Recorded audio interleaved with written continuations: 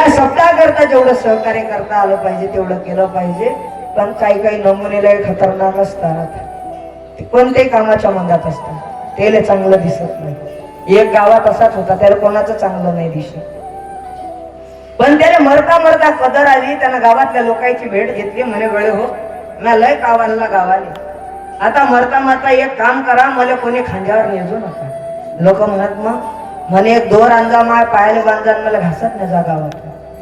लोक म्हणत जमला आता. पायाला दोर बांधला आणि गावातून फरफटत न्यायला लागले. हा मेल्यावर सारा गाव पायाला होतं. सारं गाव, ते गाव कीर्तनात येत नव्हतं, पण ते पायाला सारं गाव होतं. भांडणं उद्या भांडणं, अरे जे कीर्तनात असतात ते भांडणात असतात. भांडणं पाहण्याकरता कीर्तनात नाही, पण भांडणात बरोबर वळत न्यायला लागलं. सारं गाव होतं, सारं गाव.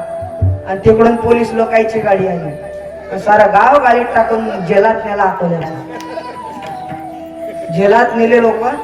आणि ते मग एकामेकाला म्हणत रामभाऊ वळे हे कसं काय झालं. तो म्हणे काय माहित, त्या साहेबाला विचारलं. पोलीस साहेब आले, साहेब इकडे यावर.